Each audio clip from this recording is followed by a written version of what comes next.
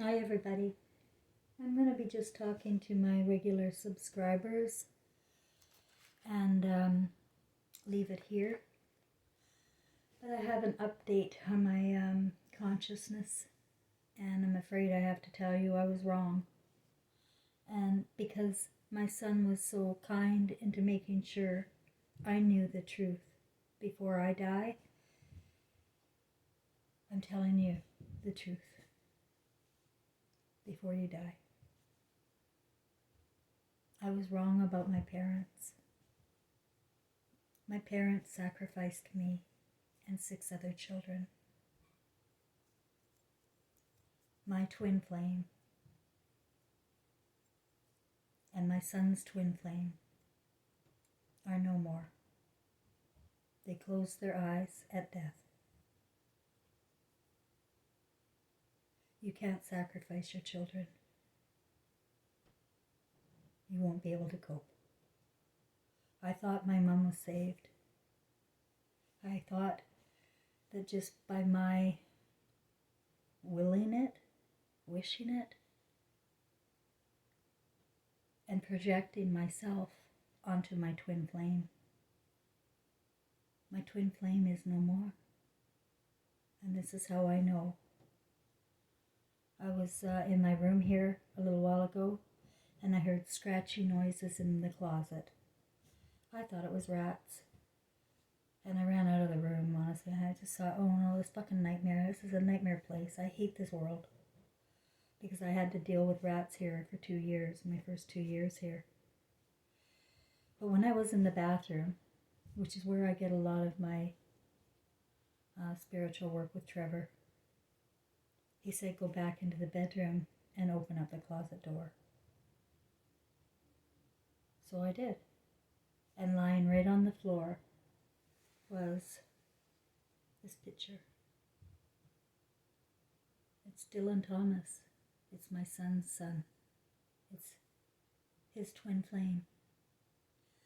So my son doesn't need my father. He has his twin flame. He was letting me know. And he wants everybody to know. But everybody's not going to know. Worse than that, they're not going to care. Nobody cares. Least of all Dylan's mother and her family, which I spent the day wholeheartedly trying to convince them that their son was very special and should not be sacrificed.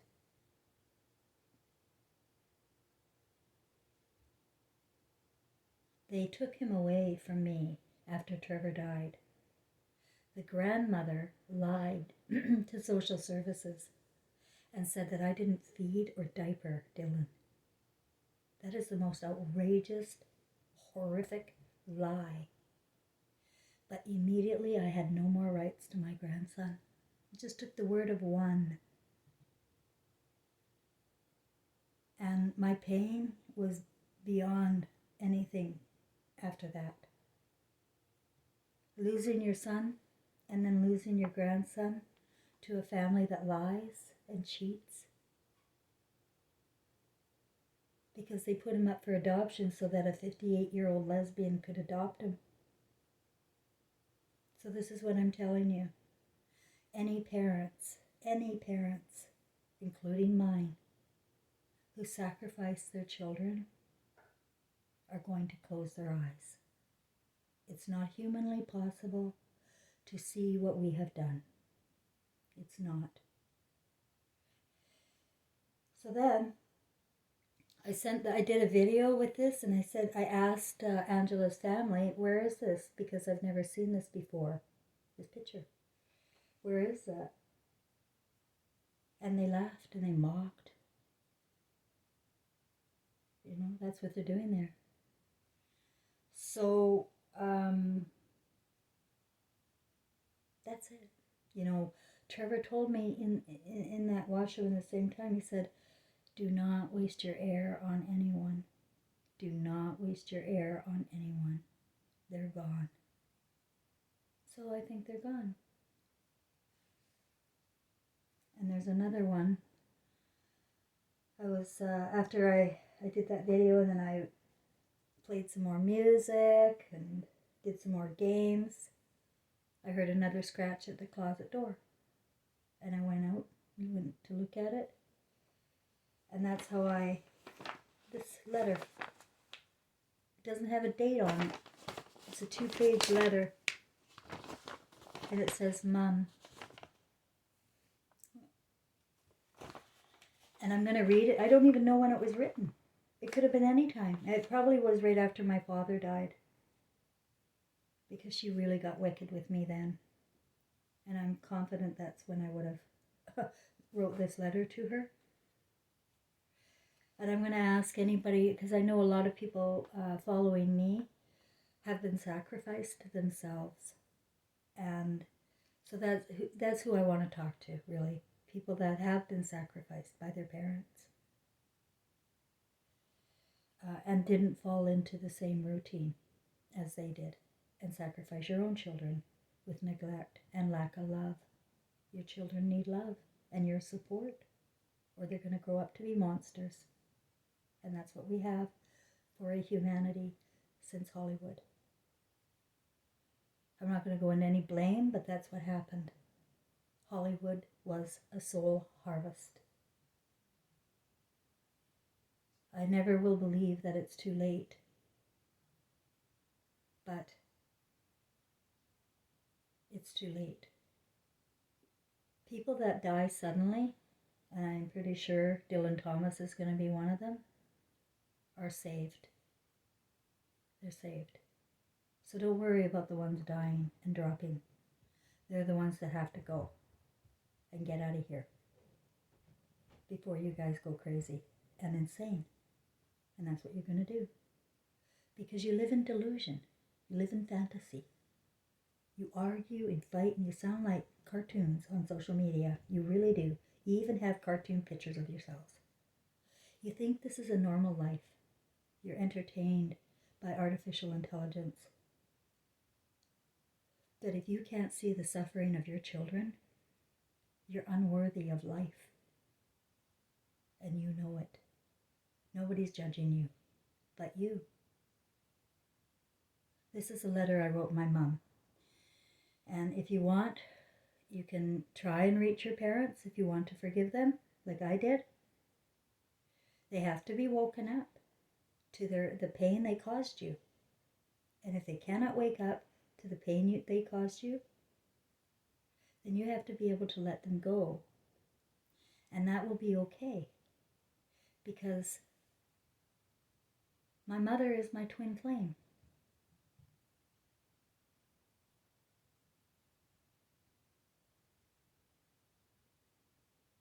I'm still here. I'm still here. And I know exactly what I did. I think my son wanted to let me know that there's some darkness I would find on the other side. That's why I was gifted with tonight with this information, is that he didn't want me to go dark when I die and see that I was wrong, that my mother and father are not saved.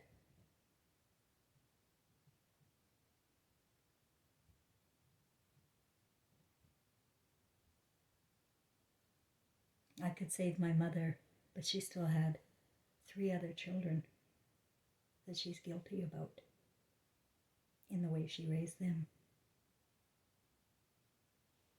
with lack of love.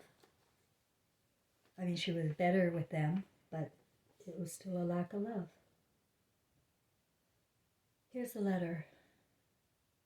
And if you're a parent listening to me who sacrificed a child or children, you may want to take heed and fix yourself with your children before you die. Most people can't see that they are the problem, though. They blame the children. So, Mom, I was upset in talking with you. I never finished what I wanted to say.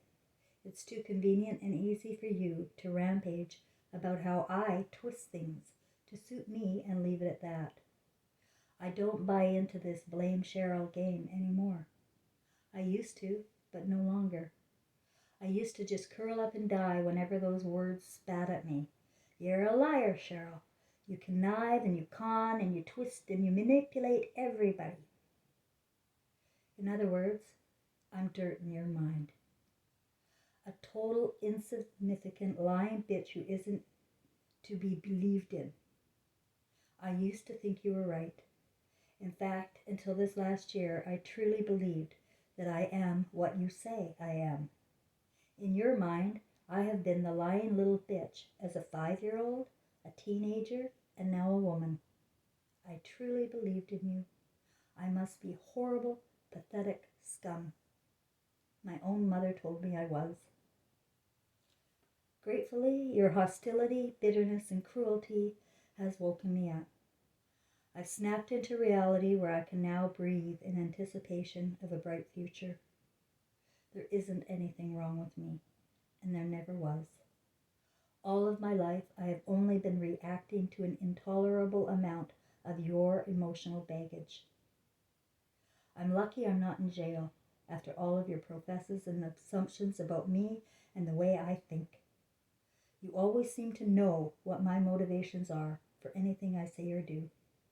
And of course, my motives are always devious or calculated. Thankfully, I've chosen not to live down to your person that you insist I am. You don't know me at all. You never have, you never wanted to, and therefore you never will. When or why you started hating me is anyone's guess. However, it's pretty clear to me that I'm getting the fallout from hate and anger toward my father, Ivan. The wicked things you assume about me and my character are distorted and have no basis in fact. The things in which you accuse me of can be easily said of you. You refuse to see your own errors, only what you assume to be mine, and that's the way it's always been. The difference between you and me is that I can admit when I'm wrong. You have never been wrong. You must be so full of unresolved pain. I used to feel sorry for myself. Now I feel sorry for you. Name a mother who would recognize an anonymous suicide note from her daughter and then add to her suffering by airing the daughter's laundry to relatives instead of calling her directly. I've never seen such a blatant act of indifference from mother to daughter in my life. And when I try to call you to get things right between us, what do I get? If you're calling me with a bunch of negatives, forget it. You twist, twist, twist. Still, no listening on your part. Why? Because you have apathetic and hostile feelings for me. You have chosen to reject me, to save yourself from having to face your own shortcomings. While it hurts, I have now accepted that this is your problem, and I am powerless to do anything about it. You are the big loser in this picture, not me. I have lost only grief and sorrow, and frankly, I won't miss it. You have lost your scapegoat, although I'm sure you'll find others to dump your baggage on. Perhaps it'll be one of your other children or grandchildren, maybe your best friend. No one is safe from your faulty perceptions. I'm sure you'll continue the way you have always continued, the victimized mother with the evil daughter. This hysterical routine has worked well for you thus far. Why not continue? I can hear it now. There is something wrong with Cheryl. She's so angry and resentful. She just can't let things go. It's because she's Ivan's daughter, you know. Something in the blood. Whatever makes you feel better. I've gotten to the point where I don't care about what you say to anyone anymore. It's of no use. You have nothing to hang over my head. I'm totally free from anything you say about me now or in the future, because I now know that I am an honest, good person without a devious bone in my body. I'm a survivor of mother's antagonistic hostility since childhood, and I admit I have often handled it very poorly. Many times my sensitive bones reach raw nerves and I've said things I wish I didn't. I know that over time and with help, I will recover from all of this. I know in my own heart, God loves me and will protect me, and that's all I need now. I pray to God every day that I will never treat any of my flesh the way you have treated me. I choose instead to trust that Trevor is a decent young man and allow him to make his own mistakes while ensuring that he knows I believe in him. I also know that if I don't respect him or give my loyalty to him now when he needs me the most, I can expect the same treatment when I'm old and needing his love. Relationships have to be worked at to achieve desired results. Mothers need to teach their children respect by giving it to them. All of your children have heard you insist we respect you as a mother and have been called ungrateful little brats when we don't. It doesn't work like that. Children give what they have been given, cause and effect. Perhaps instead of finding fault with your children, you could be grateful you have children. Water isn't important until the well runs dry. People will never hear Trevor's mother dripped with contempt when speaking of him. If I have problems with the boy, I'll tell him. No one else. When I'm proud of him, I'll tell him, and anyone else who will listen. And for God's sakes, if he ever came to me and said he was sexually abused by my husband, I would wrap my arms around him and protect him with all I have. My love for him is unconditional. No strings attached. No heavy trips about being an impressionable boy. No heavy trips about being Arthur's bad seed either.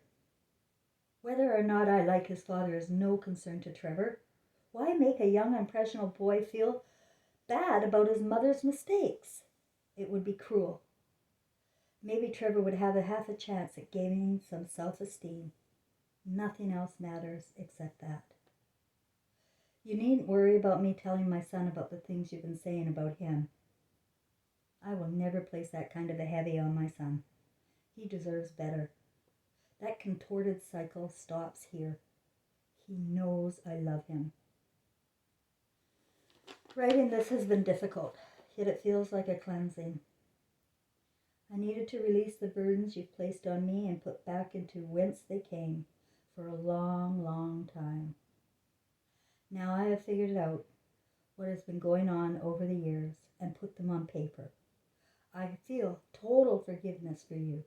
I have never lived in your shoes and probably wouldn't want to. God knows why any of us do anything.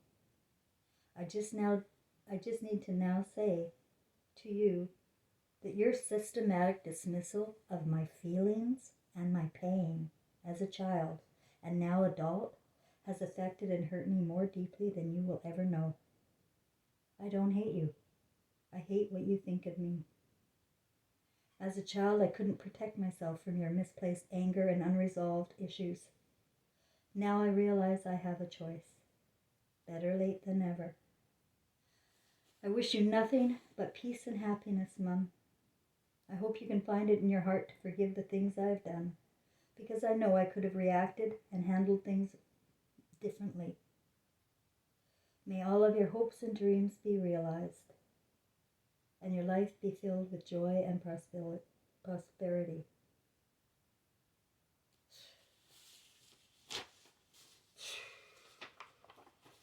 Right here, I'm in Quebec. I didn't expect this tonight, but what it is it's for you. I'm glad that I know now, because if I died and all of those fantasies I was having, never live in fantasies. Never live in fantasies. Make sure it's real. And if you don't know it's real, just let it go and keep going until you know the answer. And that's what I did. I kept assuming the best of my mother. 1, 2, 3. 1, 2, 3 I thought was my mom. Secret code 13.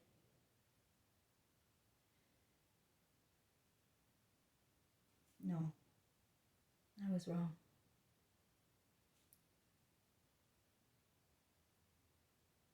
So what is going to happen now is there are going to be many people dropping and dying. Those are the saved ones. Those are the people that won't have to face the Black Army coming and the New World Order.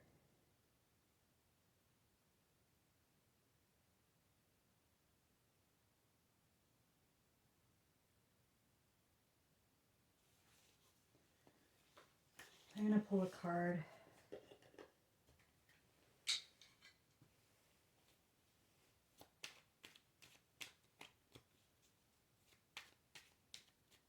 I sort of had a feeling I was dealing with a lot of lost souls here.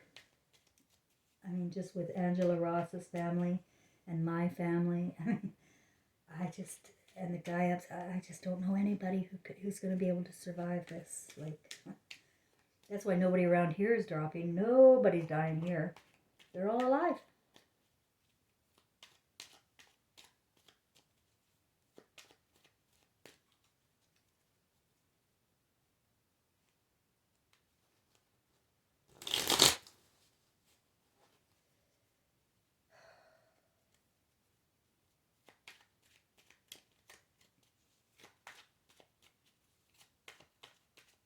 They want an alpha world. This system was set up to demonize Mother so that they could have the boys. Whatever this is, I don't know. It's a consciousness of sickness beyond. And they managed to get men and women into temptation, and people sacrifice their children. Spare the rod, spoil the child.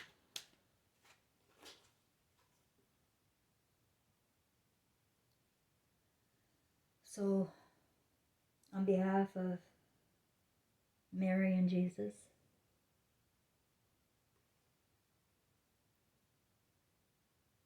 we are okay. And we are bringing the sacrificed children home. They're going to never remember this. They're going to go to the other side of the moon and live in heaven where they belong.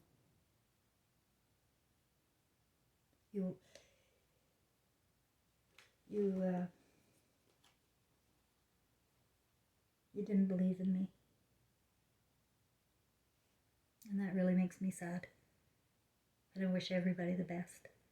But they're creating a black human race for a new world order. And you will be dark when you see what you have done.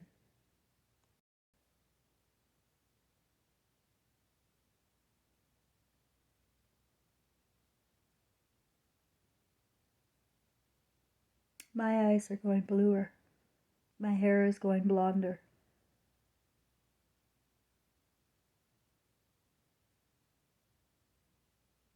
Dylan Thomas is safe. That was the reason I got his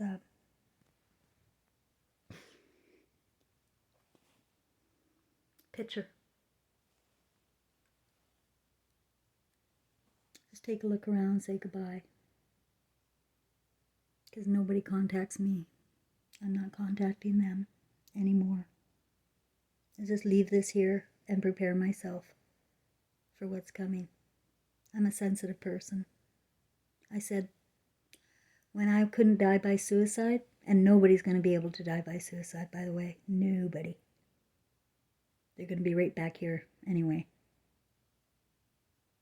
So,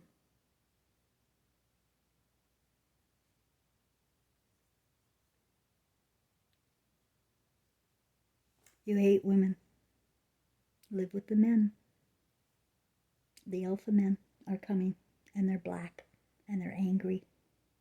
And they're angry and black for a reason. The system. And anybody who's falling into it and going along with mocking mothers and women and allowing their children to be sacrificed, in my heart, I can't feel for you. In my heart, I can't feel for you. One last chance. Make it right with your children, or go to hell.